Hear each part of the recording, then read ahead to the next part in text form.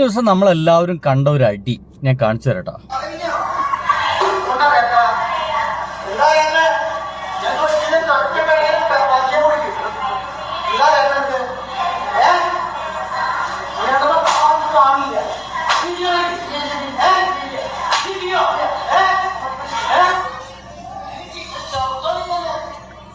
ഇനി ചെയ്യോ എന്ന് ചോദിച്ചിട്ട് തല്ലല്ല സാറേ, വിദ്യാർത്ഥിയെ പൊതിരെ തല്ലി അധ്യാപകൻ, തൃശ്ശൂരിൽ എവിടെയാണ് ഈ സംഭവം നടക്കുന്നത് എന്നുള്ളതാണ്.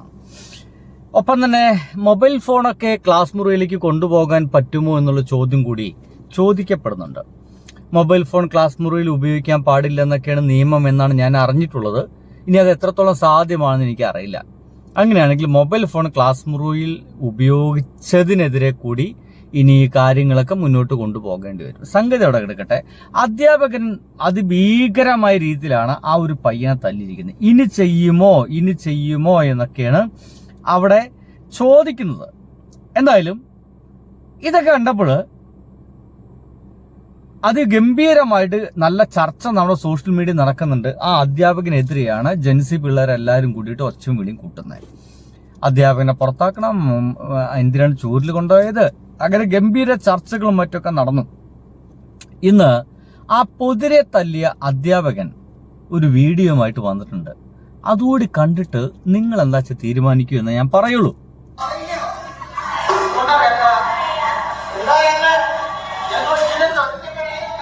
ഇതാണ് എല്ലാവരും ശ്രദ്ധയ്ക്ക്. ഞാൻ മണികണ്ഠൻ മാസ്റ്റർ, വരൂര് സ്കൂളിലെ മണികണ്ഠൻ മാഷാണ്. 2 ദിവസമായിട്ട് നവമാധ്യമങ്ങളിൽ എന്നെ കുറിച്ചുള്ള ചർച്ചയാണ് നടന്നുകൊണ്ടിരിക്കുന്നത്. സംഭവം ഞാൻ ചെയ്തത് തെറ്റ് തന്നെയാണ്. ആ തെറ്റിലേക്ക് എന്നെ കൊണ്ടുവന്ന് എത്തിച്ച സംഭവം കൂടി നിങ്ങളെല്ലാവരും ഒന്ന് അറിയണം എന്ന് എനിക്ക് നല്ല ആഗ്രഹമുണ്ട്. അതുകൊണ്ടാണ് ഞാൻ ഇതൊരു വീഡിയോയിലൂടെ നിങ്ങളെ കേൾപ്പിക്കുന്നത്. ഞാൻ ക്ലാസ് എടുത്തുകൊണ്ടിരിക്കുകയാണ്.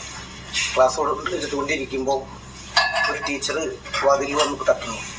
കുട്ടികളോട് എന്തൊരു മെസ്സേജ് കൊടുക്കാനായിട്ടാണ് ടീച്ചർ വരുന്നത്. ടീച്ചർ ക്ലാസ്സിൽ കയറിയ വശം കാണുന്നത് എന്താ മേശപ്പുറത്ത് കയറിയിരിക്കുന്നത് ചോദിക്കുന്നുണ്ടാണ്. അപ്പോൾ എൻ്റെ ഒരു കാഴ്ച പരിമിതിയുള്ള ഒരാൾ കൊണ്ടാണ് ഞാൻ തീരെ കാണാത്ത ഒരാളാണ്. കാര്യം മനസ്സിലായോ? കാഴ്ച പരിമിതിയുള്ള അധ്യാപകനാണ് ഈ മണികണ്ഠൻ എന്ന് പറയുന്ന ചെങ്ങാതി. തൃശ്ശൂരിലാണ് പഠിപ്പിക്കുന്നത്.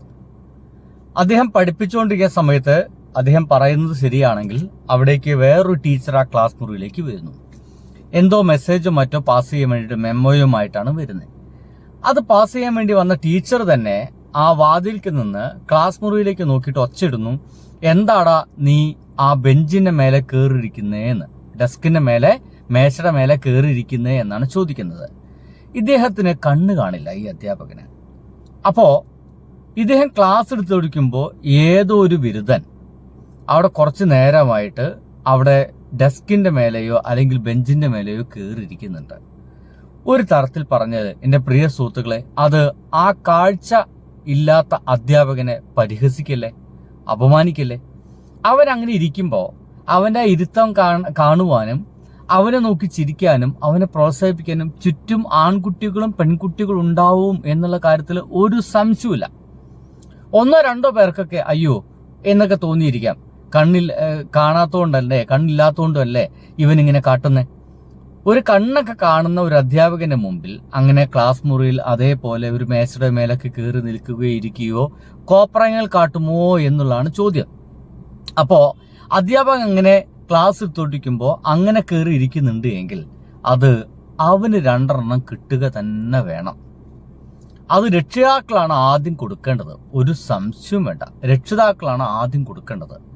എങ്ങനെയാണ് ഇത്തരത്തിലുള്ള ആളുകളോട് പെരുമാറേണ്ടത്, കാഴ്ച പരിമിതിയുള്ള അധ്യാപകരോട് എങ്ങനെ പെരുമാറണം, അവരെ എങ്ങനെ ബഹുമാനിക്കണം എന്നുള്ളതൊക്കെ പഠിപ്പിച്ചു കൊടുക്കേണ്ടത് തീർച്ചയായിട്ടും വീടുകളിൽ നിന്ന് തന്നെയാണ്. അത്തരത്തിലൊരു സാമൂഹ്യബോധമില്ലാത്ത ആളുകൾക്ക് ഒരുപക്ഷെ ആദ്യം ചിലപ്പോൾ അധ്യാപകന്റെ കയ്യിൽ നിന്ന് തല്ല് കിട്ടും, പിന്നെ നാട്ടുകാരുടെ കയ്യിൽ നിന്ന് കിട്ടും, പിന്നെ പോലീസുകാരുടെ കയ്യിൽ നിന്ന് കിട്ടും. അതിന്റെ തുടക്കം ഇവിടുന്നാണെന്നേ.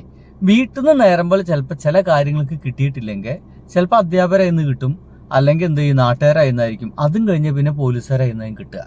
അവിടേക്ക് എത്തിക്കരുത് ഒരു മക്കളെയും എന്നുണ്ടെങ്കിൽ കുട്ടികൾക്ക് കൃത്യമായിട്ടുള്ള ശിക്ഷണം കൊടുക്കുക തന്നെ വേണം. ഇത് പരിഹസിക്കല്ലേ, എന്തോരം വിഷമം ഉണ്ടായിരിക്കും. ഇദ്ദേഹം വളരെ സീരിയസ് അവിടെ ക്ലാസ് എടുത്തുകൊണ്ടിരിക്കുമ്പോൾ ഇദ്ദേഹത്തെ പരിഹസിച്ചുകൊണ്ട് ഒരുത്തൻ ആ ഡെസ്കിന്റെ മേലെ കയറി ഇരിക്കുക എന്ന് വെച്ച് കഴിഞ്ഞാൽ അവൻ അത് മാത്രമാണോ ചെയ്തിട്ടുണ്ടായിരിക്കുക? അവനും അവന്റെ കൂട്ടുകാരും വേറെ എന്തൊക്കെ ചെയ്തിട്ടുണ്ടായിരിക്കും. ഇനിയൊപ്പം തന്നെ അവനെ തല്ലുന്നത് വീഡിയോ എടുത്തതിന്റെ ഭാഗമായിട്ടാണ് അത് കിട്ടിയത്. പോസിറ്റീവും നെഗറ്റീവും കാര്യങ്ങളുണ്ട്. ക്ലാസ് മുറിയിലേക്ക് മൊബൈൽ കൊണ്ടുവരാൻ പറ്റുമോ? മൊബൈൽ ഇങ്ങനെ ഉപയോഗിക്കാൻ കഴിയുമോ? അങ്ങനെയാണെങ്കിൽ ഇദ്ദേഹം ക്ലാസ് എടുക്കുന്നതും മറ്റും ഇദ്ദേഹം ക്ലാസ്സിലുള്ളപ്പോൾ ഇവർ എന്തൊക്കെ ചിത്രീകരിക്കുന്നുണ്ടായിരിക്കും, ഇവർ എന്തൊക്കെ വീഡിയോ എടുക്കുന്നുണ്ടായിരിക്കും, ഇവരൊക്കെ ഏതൊക്കെ രീതിയിലായിരിക്കും ആ വീഡിയോ പ്രചരിപ്പിക്കുന്നുണ്ടായിരിക്കുക, ഇതൊന്നും നമുക്കറിയില്ല. കണ്ണ് കാണാത്തൊരു അധ്യാപകൻ ക്ലാസ്സിലുണ്ടെങ്കിൽ അദ്ദേഹത്തിന് കണ്ണായിട്ട് മാറേണ്ടവരാണ് തൊട്ടു മുമ്പിൽ ആൾക്കുന്നത്. അദ്ദേഹത്തെ പരിഹസിക്കാതെ വൃത്തിയായിട്ട് ക്ലാസ്സിലിരിക്കുക, സംശയം ചോദിക്കുക, അദ്ദേഹത്തിന് മിസ്റ്റേക്ക് സംഭവിക്കുന്നുണ്ടെങ്കിൽ അത് പറയുക. ഇങ്ങനെയല്ലേ ക്ലാസ്സിൽ മുന്നോട്ട് പോകേണ്ടത്? ഇതല്ല. ഇങ്ങനെ പരിഹസിക്കാനും മറ്റാണ് ഇരിക്കുന്നതെങ്കിൽ കിട്ടിയത് നന്നായി പോയി എന്ന് തന്നെയാണ് എന്നെപ്പോലുള്ള ആളുകൾക്ക് തോന്നുന്നത് കേട്ടോ. ഇനി ബാക്കിയൊന്ന് കേൾക്കാം. ഇത്രയും 10-40 കുട്ടികൾ ആ ക്ലാസ്സിലിരിക്കുന്നു. അവര് വലിയൊരു കോമാളിയാക്കിയിട്ടാണ് എന്നെ കുട്ടി കാണിച്ചിട്ടുള്ളത്. ആ മേശയുടെ മുകളിൽ കയറിയിരിക്കുക. അപ്പോൾ മുൻകാലങ്ങളിലും ആ കുട്ടിയിൽ നിന്നോ മറ്റു കുട്ടികളിൽ നിന്നോ എന്നെ അങ്ങനെ പച്ചീറ്റ് ചെയ്തിട്ടുണ്ടാവാം. എനിക്ക് അത്രയും വിഷമമായി, സങ്കടവും ദേഷ്യവും എല്ലാം കൂടി ഒരു പ്രകോപനം ഉണ്ടായി. പെട്ടെന്ന് തോന്നിയൊരു വികാരത്തിലാണ് ഞാൻ ആ കുട്ടിയെ ചെയ്യുന്നത്. ചെയ്യാൻ പാടില്ലാത്താണ്, പറ്റിപ്പോയി. അല്ലാതെ ഒരിക്കലും ഒരു വൈരാഗ്യ ബുദ്ധിയോട് കൂടിയിട്ട് കുട്ടിയോട് ചെയ്തതല്ല. എനിക്ക് ഉണ്ടായൊരു വിഷമം നിങ്ങൾ മനസ്സിലാക്കേണ്ടതെന്ന് വെച്ചെങ്കിൽ, ഞാൻ നിങ്ങളുടെ ഒരാളായി കാണും. നിങ്ങൾക്ക് ആരെങ്കിലും കാഴ്ചക്കുറവുണ്ടെങ്കിൽ നിങ്ങൾക്ക് അതിൻ്റെ വേദന അറിയും. ഇത്രയും കുട്ടികളുള്ള ആ ക്ലാസ്സിൽ എന്നെ കോമാളിക്ക് തുല്യമായിരുന്നുണ്ട് കുട്ടികൾ ചെയ്തിരുന്നത്. മേശ മുകളിൽ കയറിയിരിക്കുക, പിന്നെ എന്തൊക്കെയാണ് അവിടെ ചെയ്തിരുന്നതെന്ന് എനിക്ക് കാണുന്നില്ലല്ലോ. തീർച്ചയായിട്ടും അത് തന്നെയാണ് എല്ലാവരും പറയുന്നത്. എന്തൊക്കെയാണ് അവർ ചെയ്തതെന്ന് ആർക്കും അറിയില്ല. അതന്നെ സോഷ്യൽ മീഡിയയിലും. അതേസമയം തന്നെ ഇദ്ദേഹം ഒരു മോശപ്പെട്ട അധ്യാപകനാണ്, ഇയാളെ ക്ലാസ്സിൽ വേറെ ആരെങ്കിലും ഇരുന്നിട്ടുണ്ടോ, ഇയാളെ അടി കിട്ടിയിട്ടുണ്ടോ എന്നൊക്കെ ചോദിച്ചിട്ട് കുറെ ആൾക്കാർ അതിന്റെ അടിയിൽ 1-2 പേരൊക്കെ കമന്റ് അടിച്ചിട്ടുണ്ട്. 2 പേരങ്ങാണ് കമന്റ് കാണിക്കുന്നത്. ഒരുപക്ഷെ അതിന്റെ അടിയിൽ അവർക്ക് വേണ്ട ഉത്തരം കൊടുക്കുന്നത് ഇതേപോലെ കുരുത്തക്കേട് കാണിച്ചിരിക്കും, അപ്പൊ കിട്ടിയിരിക്കും. ഒരു അധ്യാപകന് മനഃപൂർവ്വം ആരെങ്കിലൊക്കെ 4 പെടപടയ്ക്കുമോ എന്നുള്ള കാര്യത്തിലൊക്കെ സംശയമാണ്.